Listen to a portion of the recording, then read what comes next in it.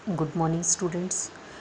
आज हम जो रचना के आधार पर वाक्य हैं उनमें पूछा जाता है आश्रित उपवाक्य। कोई भी एक वाक्य दे दिया जाता है और उसमें पूछा जाता है कि आश्रित उपवाक्य कौन सा है, जो मिश्र वाक्य का ही एक उदाहरण है।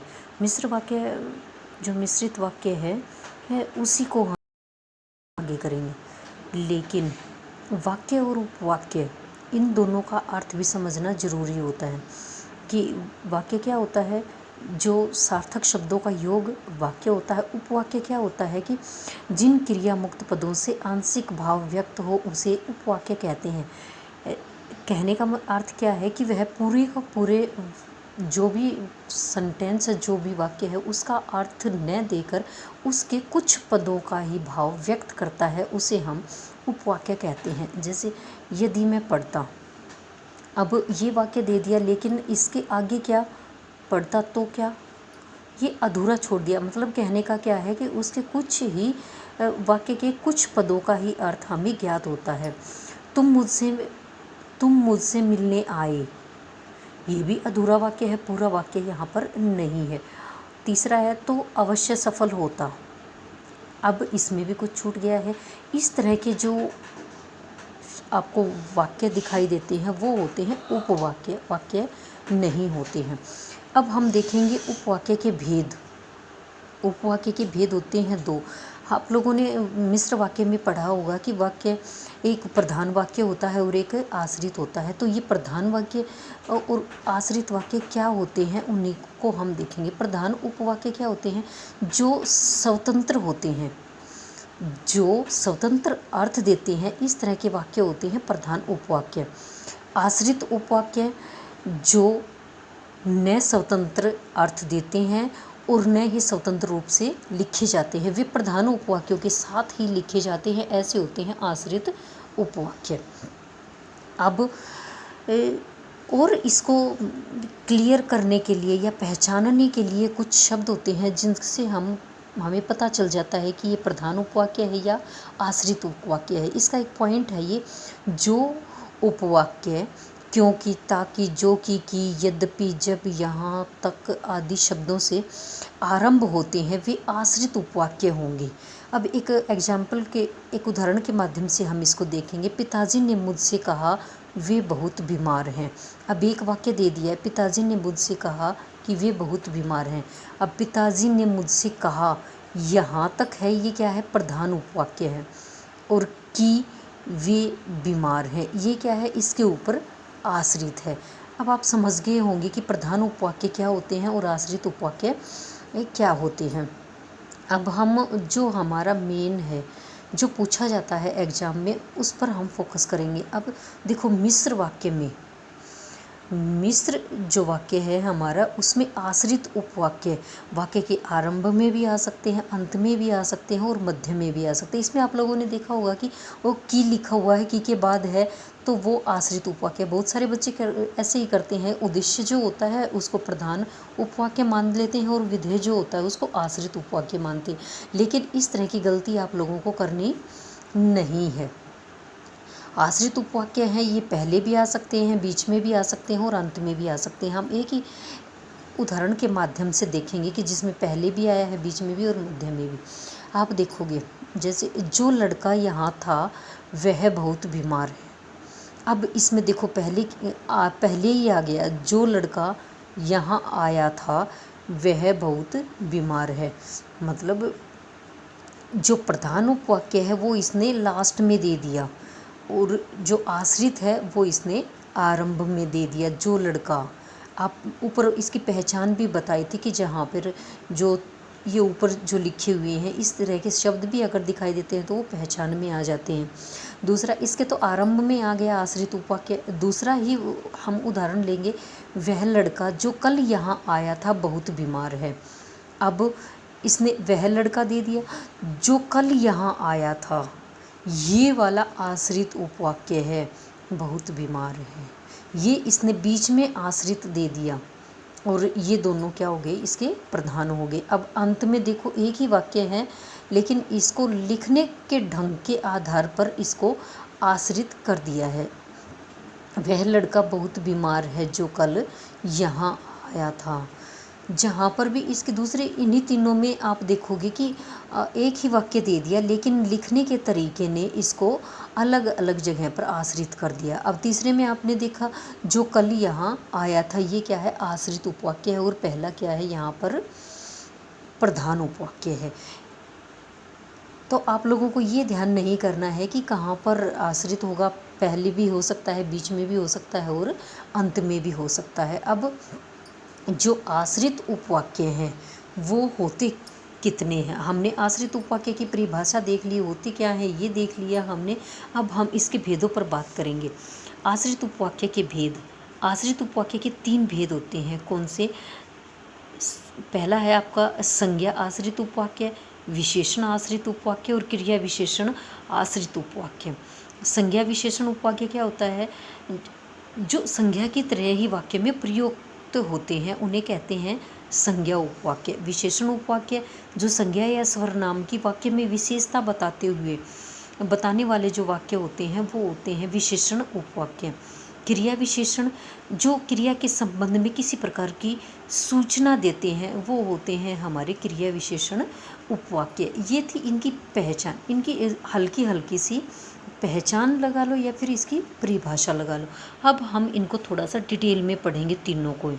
अब इसमें जो हमने पहला था हमारा संज्ञा उपवाक्य। संज्ञा उपवाक्य हमने डेफिनेशन यहाँ पे देख ली कि जो संज्ञा की तरह प्रयुक्त होते हैं वो क्या होते हैं, हमारे संज्ञा उपवाक्य। लेकिन इसकी एक पहचान भी होती है। जो संज्ञा उपवाक्य हैं वो की योजक द्वारा जुड़े हुए होते हैं, और हमेशा ही की योजक नहीं होता, कभी कभी उसका लोप भी मिलता है की का। एक कोमे के माध्यम से भी वो की का आभास करवाने वाले उदाहरण होते हैं। इन्हीं उदाहरणों में हम देखेंगे कि जहाँ पर की योजक का प्रयोग भी होगा और लोप भी जहाँ पर मिलेगा। अब देखो पहला उदाहरण क्या है, सोहन ने कहा कि मैं दिल्ली जाऊंगा। अब देखो संज्ञा उपवाक्य की क्या पहचान थी कि वो की योजक के द्वारा जुड़ा हुआ होगा। इसमें क्या आ गया है, की। अब यहाँ पे की आ गया है, की से आगे का जो वाक्य होगा जो प्राय की से आरंभ होते हैं वो क्या होते हैं, हमारे संज्ञा उपवाक्य होते हैं। तो इसमें हमारी पहचान होगी, इसकी संज्ञा उपवाक्य क्या होगा कि जो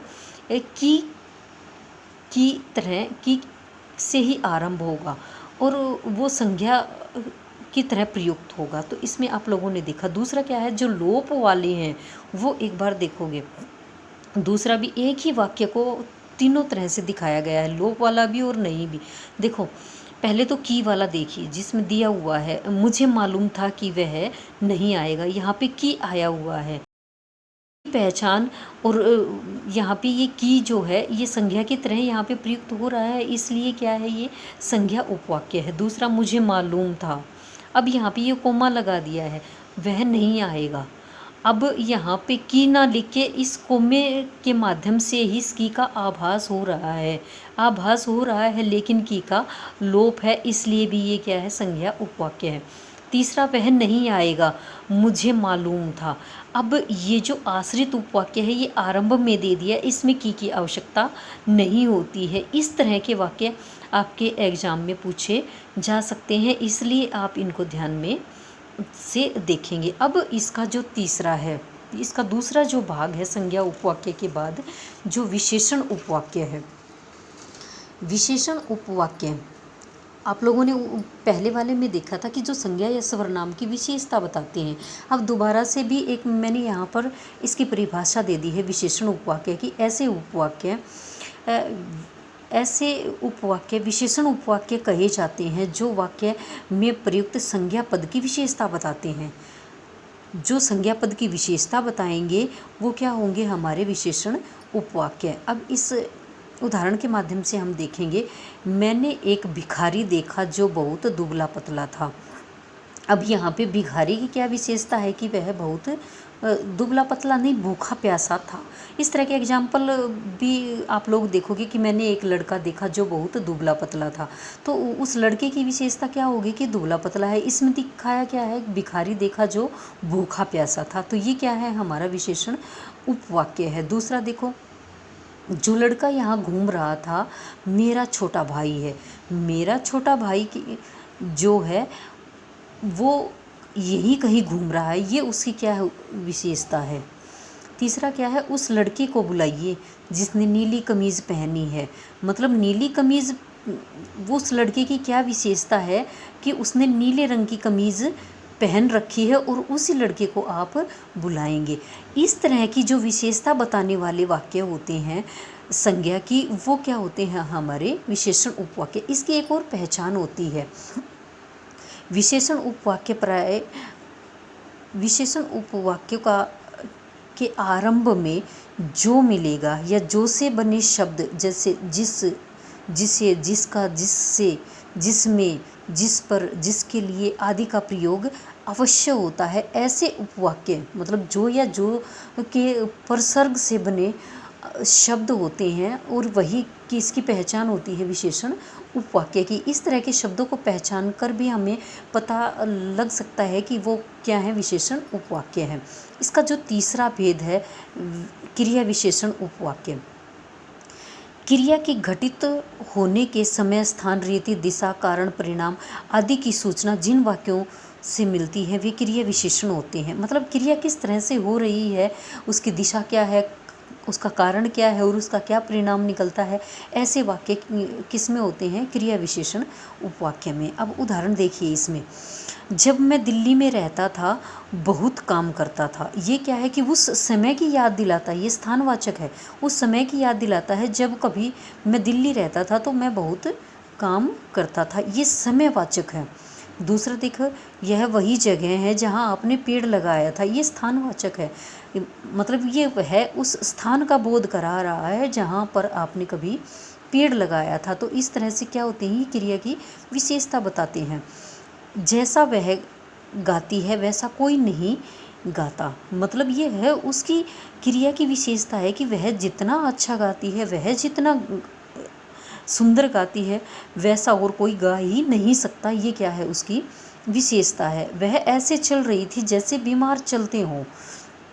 अब बीमार कैसे चलते हैं, धीरे धीरे, ये उसकी क्या विशेषता है कि वह बीमार की तरह चल रही है और बीमार व्यक्ति कैसे चलता है, धीरे धीरे।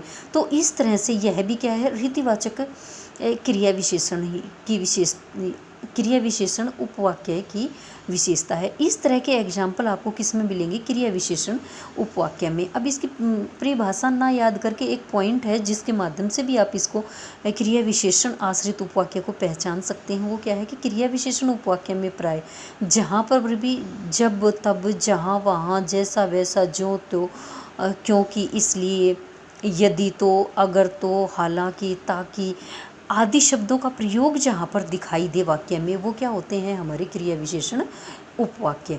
यहाँ पर हमारा रचना के आधार पर वाक्य पूरा हो जाता है।